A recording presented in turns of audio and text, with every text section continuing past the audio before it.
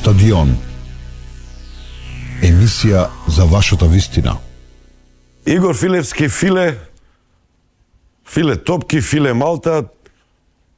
Јас сакам да те представам како новинар, инаку беше креатива во маркетинг, во пиар агенција, работеше емисии на телевизија, квизови. Која професија најдобро му лежи на? Беше и фудбалски тренер. Ви, во сите тие си бев и си останав во новинари кога работев во Сачи и Сачи и после во Идеја Плюс. Стално се занимавав со таа област од маркетингот, од адвертайзингот, бев копирајтер практично. Значи, повторно бев во однос на она што е пишување. Ги правев насловите за рекламите, ги смислав на рекламите, значи дури и тогаш го работев тој паралелен дел, тој мој сектор. Така да и тука веќе 5-та година ја правам мојата емисија за македонците во Малта, што оди секој петок после 20 часот на социјалните мрежи. Значи тоа еднаш го почнуваш и 35 години без престан во континуитет се работи. Филе, сум бил во Малта пред 7-8 години, 10. Тогаш немаше толку македонци, сега има многу повеќе. Тогаш имаше срби, бугари доста.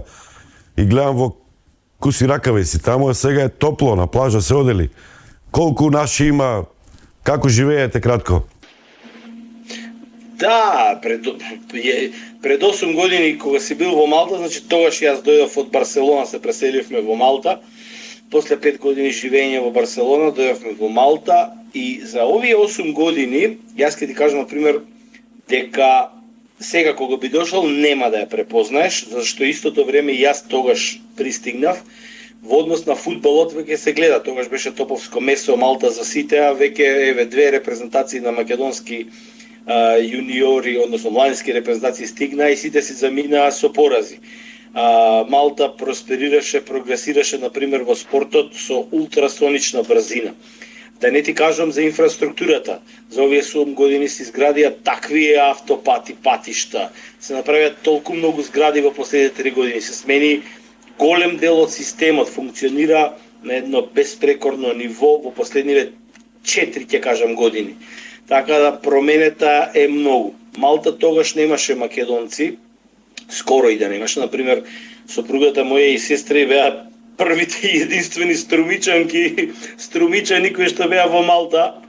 Сега се веќе пола струмица дојдена тука во Малта, да не кажам буквално цела Македонија има. Едно време имаше околу 10-12 тоа беше пред короната, но короната направи една демографска голема промена, многу балканци си заминаа или отидоа на други места или се вратија назад и пост корона дојда па многу од Непал, Филипини и Индија, Пакистан. Сега се сведува бројката некаде околу 3,5-4 илјади. Најголема експанзија пост корона периодот во Малта од другите националности се непалци, филипинци и албанци. Например, 2018 имаше 0 албанци во Малта, сега има 3600. Значи за 3 години има најголем прогрес. Тоа се непалците и албанците. Македонци за време на летото стигнуваат и до 7-8 илјади, ама сега во овој период мислам дека се околу 5, 6, 4, зависи. Они се Европска унија, по стандард се многу подобри од нас, така? По стандард, прошлиот месец излезе бројката за прв пат во историјата на постоењето на оваа држава е подобар стандардот од Франција и Италија и Шпанија. Франција, Шпанија и Италија, Малта е подобар стандардот последниве месеци пост корона. Бидејќи короната ги погоди сите, Малта исто така ја погоди, ама Малта многу добар систем направи и многу добро го амортизираше тоа. И официјалните бројки на Европска унија кажа дека минатиот месец Малта за прв пат во историјата на постоењето на државата во Европска унија има поголем стандард од Франција, Шпанија и Италија. Кога бев јас таму, велиш има страшен напредок, тогаш борењето им беше, по борењето не знаеја и нас си по еден чуден фудбалски надпревар. Дали тоа беше наместено или не беше наместено? Пред колку години беше тоа? Пред 15?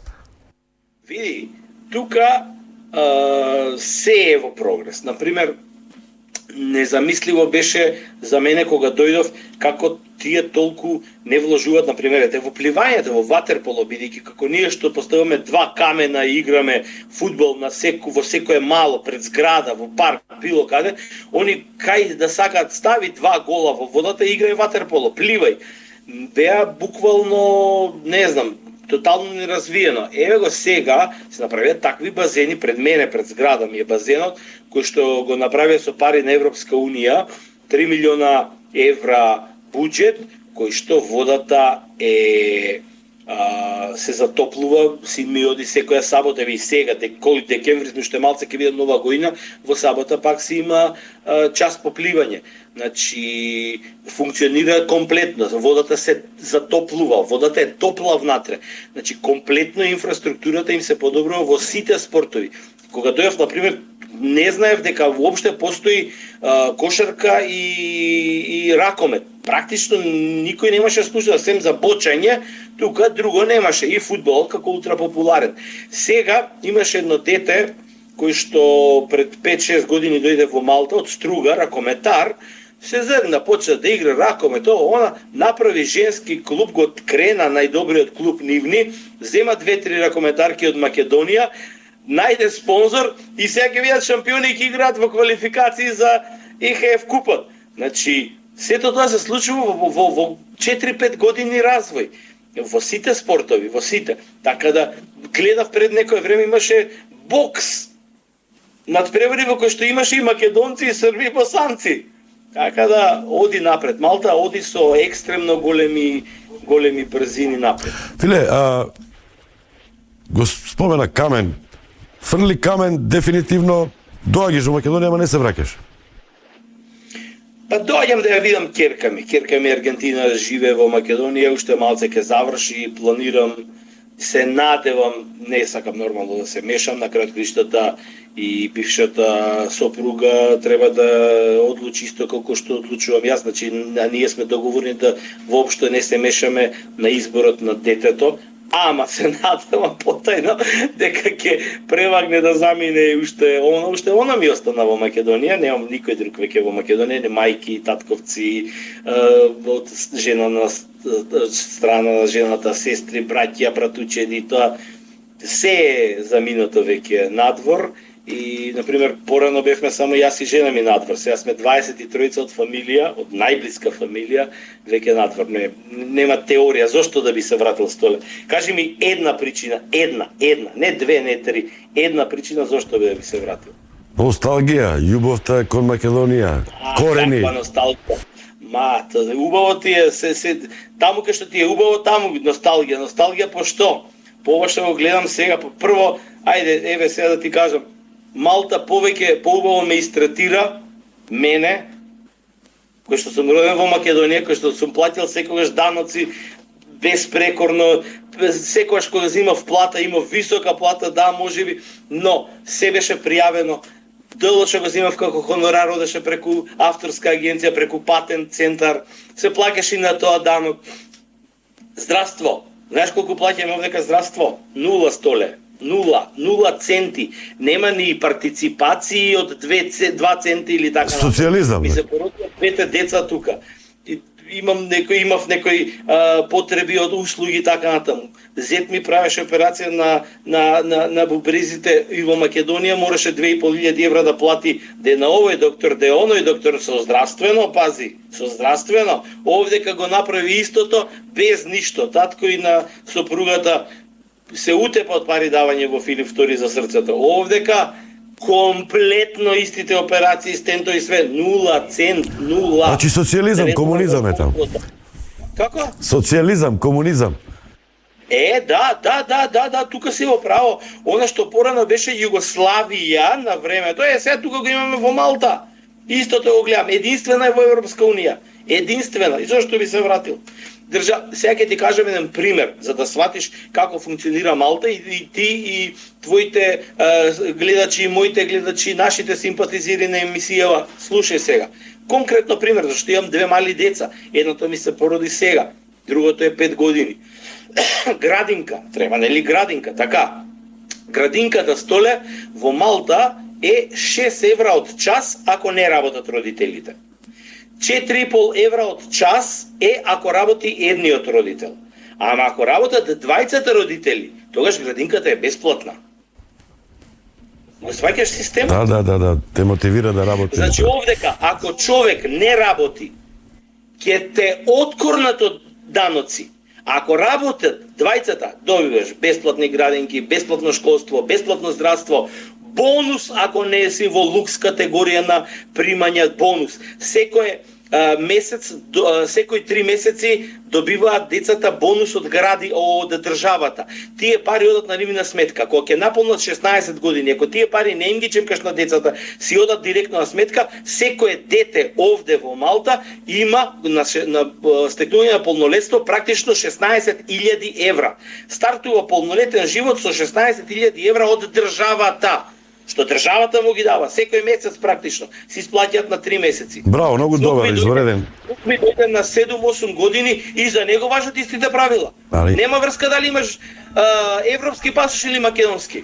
Сите се со македонски пасош. Македонски пасош имаат истите бенефити како што ги имаат малтежаните. И зошто би се вратил на гледам во позадина на преварот финалето Аргентина-Франција. Ајде за шести пат, Столе, шести пат. Шести пат го се врти. До сега 5 пат, 4 пати го гледав, еднаш го придремав, ова е шести пат денеска кога ќе го гледам. Вртиш, забрзуваш или од почеток до крај? Само победничките моменти. Зато ти кажам, петиот пат задремав. Сношти малце задремав, ми се приспа и се разбудив пред крај на пеналите. Филе, може би е најрадосен на овие простори во светот за шампионската титула на Аргентина. Поврзан си лично, твојата керка се вика Аргентина, имаш престојувано колку што знам во Аргентина. Керка ми се вика Аргентина, првиот син ми се вика Лео, по Меси, роден на 10-ти. Вториот се вика Марио, да е жив и здрав Марио Кемпес уште долго. Во Аргентина си бил, така? Па, многу накратко, бев во Чиле, живе во Чиле едно време кратко. Како го преживеа ова првенство? Беше стани падни во 2-3 наврати. Не. Од готово Венеција ќе направеа со холанѓаните, со французите ме зачуди на 2-0 да примиш толку брзо голови. Тоа е психолошки момент. Иначе, јас сум единствен, а за тоа може нашиот пријател Маниш да ти потврди, нека ти ги отвори пораките во месенџер, кога комунициравме за време на преварите и посебно за финалето и полуфиналето, додека беа нашите пријатели собрани во Манда, нели, веројатно и ти таму, за да го гледаме над преварот, кога пишеше, леле, готово изгубивте. Не, викам полека, све е запишано во звездите. Аргентина, јас во ниеден момент, дури кога паѓа тие брзи голови, ја не се посомневав. Столе, на мојот Facebook профил сега стои... Да, го видов тоа, баба Вања, баба Филе или дедо Филе, Филе како баба Вања. Да си жив и здрав. Ке ги видиш, една ја најдов страница што некој испитал, па после тоа, благодарение на Богдан Илиевски, алијас Бетме, седнавме, таа пион зема, така, гуглаше, ги спојивме двете првенства, 86 и 2022. Ајде, гледај ги деталите и покажи ми и кажи ми како е возможно. Како е возможно? Неверојатно совпаѓање. Се Истите резултати. Ете, гледај ги, ставени се кај мене на Facebook. Резултатите исти, судијата на исти ден роден 7 јануари. Судијата, да. Не, како е возможно? Ибра, сите му се смеја на Ибра кога пред првенството рече, не прашајте кој ќе биде шампион. Во звездите, во книгите е запишано Аргентина и Лео, крај, заврши приказната. И тогаш се спрдаа со Ибра. Сега дека го прашаат Ибра како ќе биде следното. Добро, тоа може и како сарказам да се свати, демек ке им попуштат.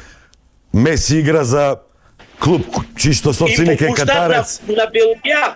Им попуштат на Белгија да биде истото место, им попуштат на Полска да ги има истите резултати од 86-та, и попуштат на Канада да ги има истите резултати од 86-та, и попуштат на Шпанија да ги има истите резултати од 86-та, и попуштат на Англија да и со истите резултати дојде до полуфинале и до четвртфинале и до осмина финале, и попуштат на Бразил во четвртфинале исто така да изгуби на пенали како што изгуби 86-та.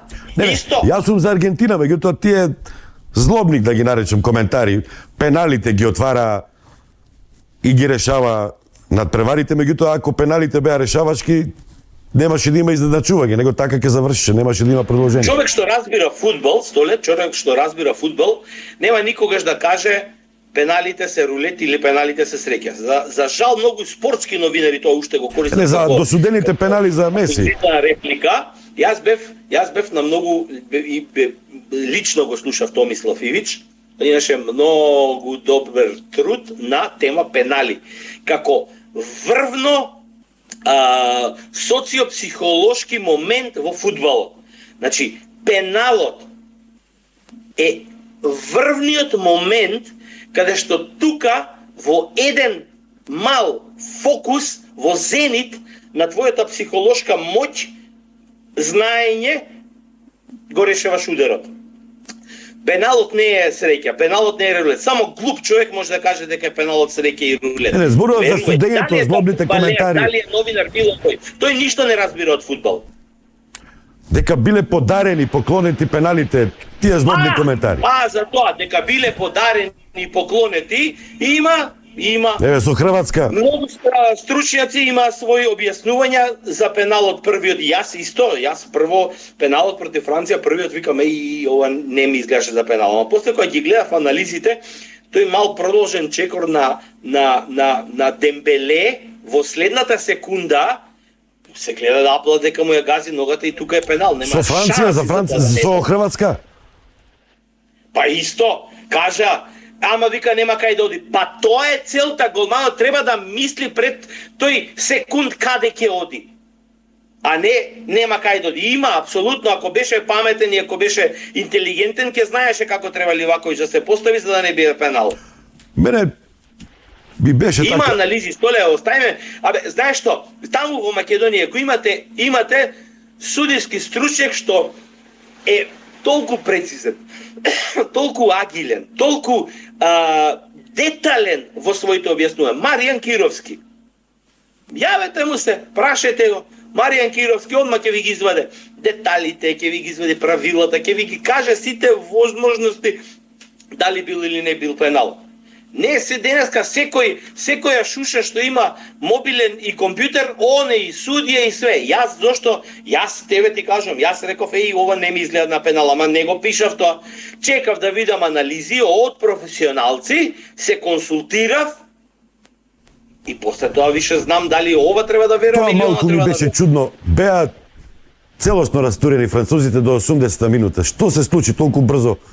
Голови, смени тактика Дешамп, направи некои драстични. Види, затоа ја гледам 5 пати, не да се радувам. Не, ја гледам што ова е утакмица за учебник фудбалски.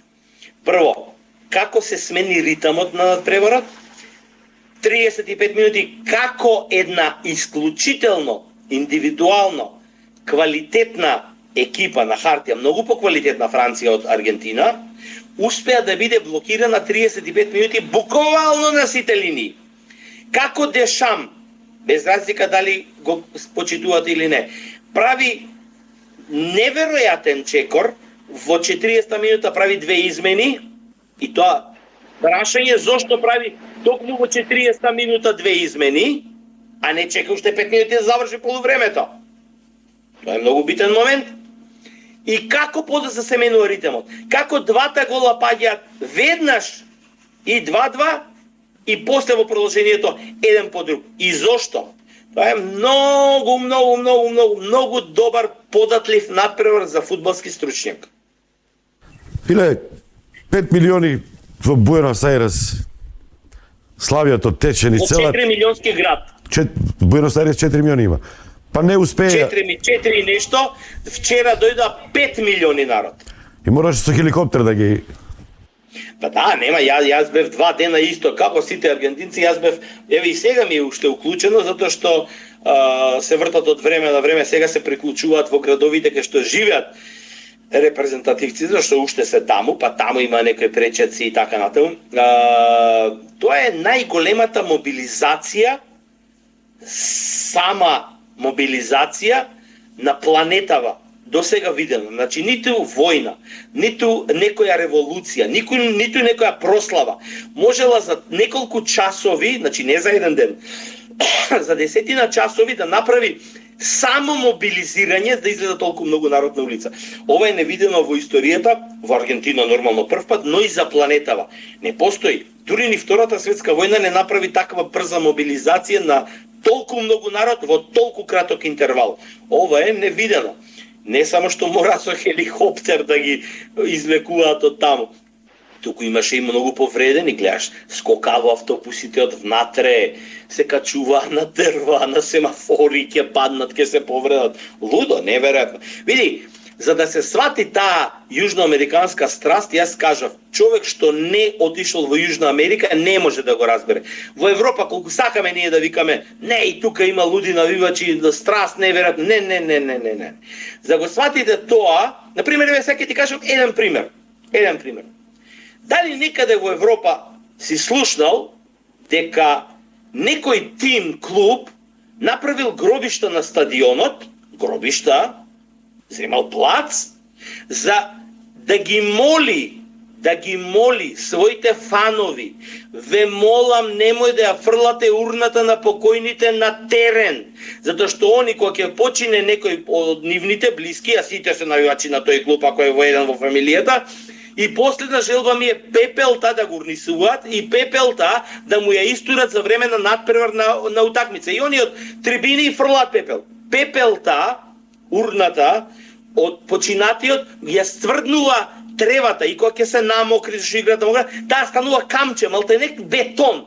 И они секоја година мора да ја менуваат тревата и ги молат постојано навивачите. Ве молам, немој да ја фрлате урната. И за да не ја фрлат урната, пред 10 години купија огромен плац до стадионот и сега таму ги закопуваат покојните. За кој клуб зборуваш? За Бока Јуниорс? Памисли колку последна желба имаат тоа за да бидат урната да им биде фрлена на стадион. За кој клуб зборуваш? За Бока Јуниорс или за... Да, за Бока Јуниорс. Во Катар зошто не отиде? Они го направија првите гробишта на стадион. Затоа што не можеа веќе да издржат џабе молење, џабе се пак си фрлат они на тревата. Фудбалерите ќе падне. Филе, интересен е моментот што се игра на таа трева, мора ностоп 60-70 илјади долари кошта промена на само на тревата. Секоја година, после секоја сезона мораше да ја менува тревата. Многу аргентинци имаше во Катар, се зборува над 40.000, чувале пари, штеделе 4 години за да, значи инаку не се некоја економски баш средена нација. Да, многу голема криза се види. Напатена нација се. Зошто Филе не отиде во Катар? Па многу скапо беше, не сакав да ризикувам, а јас плюс тоа реков и на почетокот. Нема да му биде ова последното светско првенство на Лео, а јас имам некоја среќа, ете, бев во живо да го гледам Лео на првиот негов надпревар на светско првенство во Германија и јас го гледав во живо на стадион, на трибина со аргентинците од Росарио, го гледав првиот негов гол го имам видено. Тоа беше надпреварот Гелзенкирхен, Србија, Црна Гора против Аргентина. И некако си имам зацртано во животот дека ќе го следам и последниот. Премногу беше скапо. Мојот колега отиде за 15 дена во Катар, 3 утакмици изгледа и спиеше во тие контейнерите. 18.000 фунти го кошташе. 18.000 фунти, скоро 15 дена со билети за трите надпревари. Малтене скромно помина. Премногу е скапо. И си оставив дека ќе го гледам Лео на неговата завршница во Америка. Тогаш ќе ја затвори кариерата и тоа ќе му биде последен настап. Таму морам да одам. Интересните беа коментарите, следувањата, информациите за Катар. Инфантино рече, ова е најдобар светски куп, светско фудбалско првенство до сега одржано. Заработиле 1 милиарда плюс во однос на тоа што го заработиле во Русија. Вложени се 200 милиарди долари или евра. 220 милиарди. Тоа е многу повеќе од 20 или колку вложиле предходно. Да, 15 милиарди беше последното. Ова е 222 пред да почне. Значи, после имаше пак уште вложување, ќе видиме цифрата на крај ќе излезе за месец дена. Многу е чудно, со многу контраверзи тргнала, па местење, па корупција, па Европскиот парламент излезе со своји декларации, со соопштенија, со ставови во врска со повредувањето на човековите права, па сега повторно Катар е интересен, има еден скандал, една афера со корупција во Брисел. Како успеа да го изменаџираат тоа? Затоа што традицијата е едно, меѓутоа за многу работи веројатно мижја. За алкохол, за голоти, за жени. Многу пари се во прашање. Прво, Катар, тоа останува. Тоа не може да се избрише со гумичка дека немало корупција и дека не беше наместено. Ама, гледај сега, ти тек на првите денови германците излегоа со затворена уста. На крај, последните денови и сега, веќе не збори никој ни за LGBT, ни за дискриминација, ни за ништо. Готово, заврши. Останаа само на маргините Данска и Германија до крај и толку испадна. И чао џаци, заврши приказната. Значи, луѓето беа таму за фудбал. Факт е дека тоа што се збореше е се во право. Никој не го спори. Ама масата народ што е таму дојдена сакаше да гледа фудбал и да игра фудбал со нив на теренот и тоа го направи. На крај веќе никој последниот ден не збореше за тоа. Значи, парите, корупцијата во наводници успеа да стават чадор рака на тие информации да ги покријат. И секогаш ќе биде така. И секогаш. Ајде да направиме паралела. Во Македонија викаме, ваква корупција, онаква, ова, она се случува во изминативе 10 години чудеси на политички план. Гледаш како овие се пуштаат, се затвараат обвиненија, се затвараат ова, исчезнуваат ова и тоа си проаѓа. Никој не може да го смени. Имаше еден Хрват многу добро, странец дојден од Британија во Хрватска, го гледа пред некој ден, го читав пред едно време, вика како живеете во Хрватска. Супер е, вика, на Балканот е прекрасно. Има, вика, само еден проблем.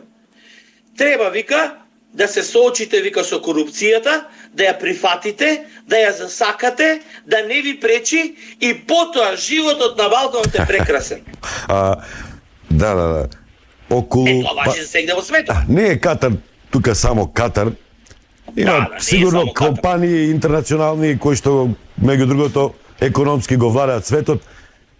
Тој газ, таа нафта, тие пари не се само катарски, стојат сигурно, имаат вложено и тие компании како Shell имаат интерес во Катар или имали интерес во Катар да се одржи такво светско. Ама има и јас имав една тема.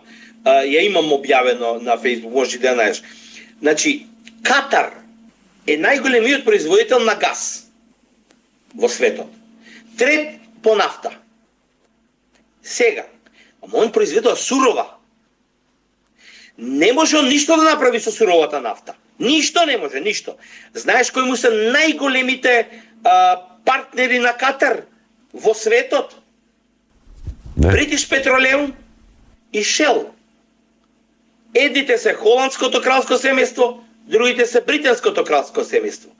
Без нивната поддршка, без нивното партнерство, без нивната соработка, Катар што ќе прави со суровиот газ и со суровата нафта? Што ќе прави со сурово нешто? Ништо. Не може ништо да направи.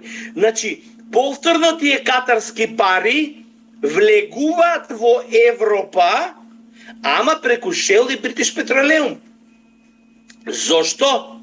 И влегуваат како странски капитал, бидејќи се многу полесни даночните, се многу поголеми даночните олеснувања кога ќе влезе како странски капитал, тоа е пак истиот нивни кеш.